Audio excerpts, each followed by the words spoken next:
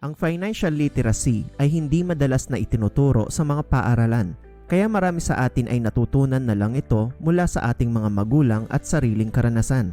Yan ang dahilan kung bakit marami sa mga Pinoy ang hirap makaipon, takot mag-invest, at madalas na nagkakamali ng desisyon pagdating sa pera. Kaya sa video na ito, tatalakayin natin ang 7 aral tungkol sa pera na itinuturo ng mga mayayamang pamilya sa kanilang mga anak. Mga aral na maaaring hindi mo pa alam at maaaring makatulong sa iyo para umunlad sa buhay. Siguraduhin na mapanood ang number 6 dahil ito ang pinakamahalagang aral sa ating video ngayong araw.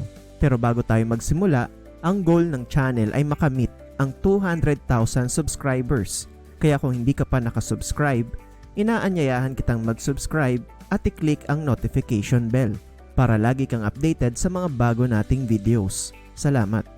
Number 1. Itinuturo nila ang kahalagahan ng pera. Priority ng mga mayayaman na magulang ang ituro ang kahalagahan ng pera sa kanilang mga anak.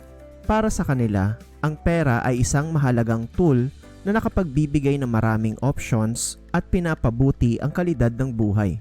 Nauunawaan nila that money equates freedom o ang katumbas ng pera ay kalayaan. Kung marami kang pera, malaya kang mamili ng lifestyle na gusto mo, mula sa pagpili ng lugar na titirhan hanggang sa pagpili ng mga destinasyon na pagbabakasyonan at pagtulong sa mga nangangailangan. Naiintindihan nila na ang pagkakaroon ng sapat na pera ay nagpapagaan sa buhay. Samantala, ang mga taong mula sa mga hindi gaanong mayayaman na background ay hindi komportable na pag-usapan ang tungkol sa pera. Minsan, iniisip pa nila na masama ang maging mayaman. Ang mga ganitong paniniwala ay maaaring maging hadlang sa pag-unlad ng kanilang mga anak. Ang mga anak kasi ay madalas na naa-adapt ang mga paniniwala ng kanilang mga magulang tungkol sa pera. Kaya kung ang mga magulang ay ayaw pag-usapan ng pera o iniisip na masama ito, maaaring maging mahirap din para sa kanilang mga anak na maging matagumpay sa buhay pagdating sa pera. Number 2. Itinuturo nila ang pagkakaiba ng mga asset at mga liability. Ang pag-unawa sa pagkakaiba ng mga asset at mga liability ay napakahalagang sangkap upang makamit ang financial freedom. Ito kasi ang magsasabi sa iyo kung ano ang magpapayaman at magpapalubog sa iyo.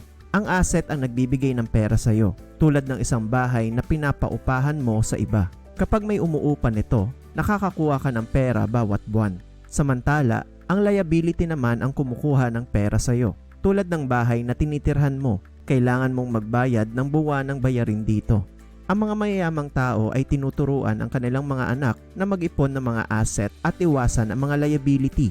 Gusto nilang magkaroon ng maraming bagay na kumikita ng pera para sa kanila, hindi ng mga bagay na kailangan nilang bayaran.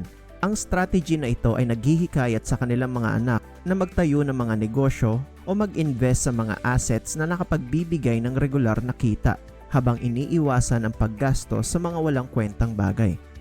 Number 3. Itinuturo nila kung paano pamahalaan ang kanilang pera. Ang pinakamagandang paraan para matuto ang mga bata tungkol sa pera ay ang pagsasama sa kanila sa pagdedesisyon sa mga bagay na may kinalaman sa pera sa bahay. Halimbawa, pwede silang isali sa pagpaplano kung paano gagastusin ang pera ng pamilya. Sa ganitong paraan, matututo sila kung paano mag-budget at gumawa ng mga desisyon tungkol sa pera.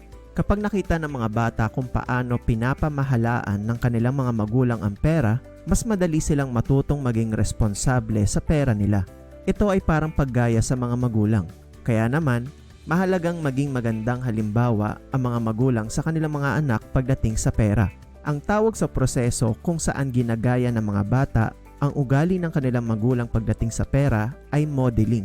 Isa ito sa 3 paraan kung paano nakokondisyon ang ating ugali at paniniwala pagdating sa pera. At tinalakay ko yan sa aking libro na From Pero to Pera.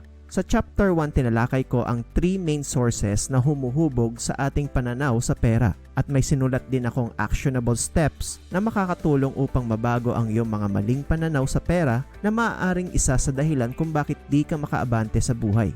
Kung interesado ka, i-click lang ang link sa comment section para maka-order. Number 4. Itinuturo nila ang iba't ibang paraan para kumita ng pera. Maraming mga mayayamang pamilya ang nagtuturo sa kanilang mga anak ng halaga ng pagsisikap sa pamamagitan ng pagpapagawa sa kanila ng mga simpleng trabaho. Halimbawa, Ang mga anak ni John Gokong Wei Jr., ang founder ng JG Summit Holdings Incorporated, ay ipinaranas sa mga anak niya ang iba't ibang trabaho ng mga empleyado bago ipinamana sa mga ito ang kanyang nasimulang negosyo. Ang kanyang mga anak na babae na sina Lisa, Faith at Hope ay nagtrabaho sa isang mainit at masikip na bodega, nagtatatak ng presyo sa mga dilatang pagkain. Si Marcia naman ay naging katulong sa kusina ng Manila Midtown Hotel. Ang pag-scoop ng ice cream at paggawa ng waffle cones sa isang Tivoli kiosk ay ilan sa mga ginawa niya. Samantala, si Robina ay naging receiving clerk sa warehouse ng Robinson's Department Store. Ang mga ganitong karanasan ang nagturo sa kanyang mga anak ng iba't ibang paraan upang kumita ng pera. Nalaman nila ang pagkakaiba ng pagtatrabaho para sa pera tulad ng pagiging empleyado at ang pagpapatrabaho ng pera para sa iyo tulad ng pagnenegosyo o pag-i-invest. Sa pamamagitan nito, ang mga bata ay lumalaki ng may mas malawak na pag-unawa sa pera at mas handang harapin ang mga hamon pagdating sa pera. Samantala, maraming bata mula sa mahihirap na pamilya ay limitado lamang sa konsepto ng pagtatrabaho para sa pera o sweldo. Number 5. Itinuturo nila na walang libre sa mundo. Ang mga taong nagtagumpay sa buhay, lalo na ang mga self-made millionaires, alam nila kung gaano kahirap ang pagyaman. Hindi sila umaasa na magkakaroon ng magandang buhay nang walang pagsisikap. Palagi silang nagsusumikap at hindi sumusuko hanggang sa makamit ang kanilang mga pangarap. Ito ay isang mahalagang aral lalo na para sa mga anak ng mayayamang pamilya. Dahil sa kanilang pribilehiyong kalagayan, maaaring isipin nila na sila ay karapat-dapat sa yaman ng kanilang mga magulang. Ngunit ang mga matatalinong magulang ay tinuturuan ng kanilang mga anak na ang tagumpay ay dapat pinaghihirapan. Mga kilalang tao tulad ni Bill Gates at Warren Buffett ay halimbawa nito. Bagamat sila ay bilyonaryo, sinabi nila na hindi nila balak iwan ang lahat ng kanilang yaman sa kanilang mga anak. Naniniwala sila na dapat silang magsikap at magtrabaho upang makamit ang kanilang mga pangarap. Ang mga magulang na ito ay nagtuturo sa kanilang mga anak ng kahalagahan ng pagiging independent at masipag. Sa pamamagitan nito, inaasahan nilang magiging matagumpay ang kanilang mga anak sa kanilang sariling pagsisikap. Number 6. Itinuturo nila na palaging may oportunidad. Maraming tao ang naniniwala na limitado ang pera. Dahil dito, pakiramdam nila ay limitado rin ang kanilang mga pagkakataon sa buhay. Pero ang mga mayayamang tao ay may ibang pananaw. Naniniwala sila na palaging mayroong higit pang pera. Ang mga taong may mindset ng kasaganaan ay hindi natatakot na mag-risk at mag-invest. Alam nila na mayroong maraming pagkakataon upang kumita ng pera, maging sa pamamagitan ng pagnenegosyo o pag-i-invest. Hindi sila limitado ng kanilang kasalukuyang kita. Ang mga taong may mindset ng kakapusan sa kabilang banda ay maaaring hindi maningil ng sapat sa kanilang mga serbisyo dahil sa takot na mawala ang mga kliyente. Ngunit ang mga may mindset ng kasaganaan ay alam na ang mga tao ay handang magbayad para sa mga bagay na kanilang ninanais. Sa kabuuan, malinaw na ang mga tao ay palaging nakakahanap ng paraan upang pondohan ang kanilang mga pangarap, mula sa pag-ipon para sa bakasyon hanggang sa pag-invest sa edukasyon. Ang mga tao ay nagpapakita ng kanilang kakayahang maghanap ng pera upang makamit ang kanilang mga ambisyon. Ang dami ng mga oportunidad sa mundo ay nagpapatunay na palaging mayroong higit pang pera para sa mga taong handang hanapin ito. Number 7. Itinuturo nila na huwag umasa sa mabilisang resulta. Sa panahon natin ngayon, madalas nating hinahanap ang mabilisang solusyon. Gusto natin ng instant na resulta, mula sa pag-order ng pagkain online hanggang sa pag-stream ng mga pelikula. Pero ang tunay na kayamanan at kaligayahan ay hindi nakukuha sa isang iglap. Ang mga tunay na mayayaman ay hindi naghahanap ng mabilis na yaman. Sa halip, nag-iisip sila ng pangmatagalan, katulad ng pagpapatayo ng isang bahay. Hindi natin ito maaaring gawin sa isang araw lamang.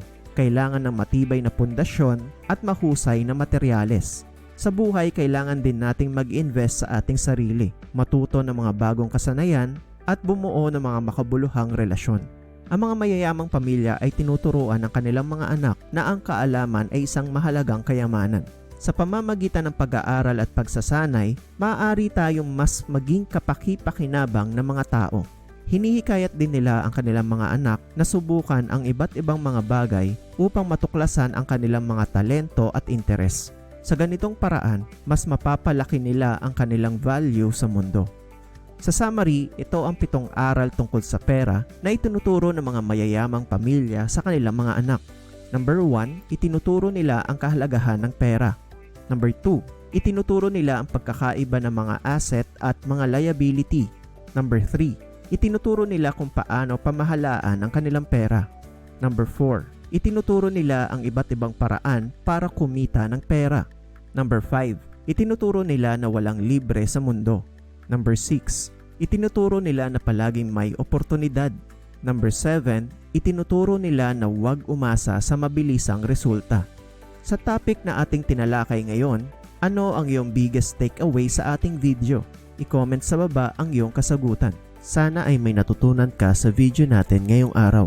Huwag kalimutang mag-subscribe para lagi kang updated sa mga bago nating videos. Mag-like, mag-comment at i-share mo na din ang video na ito sa iba.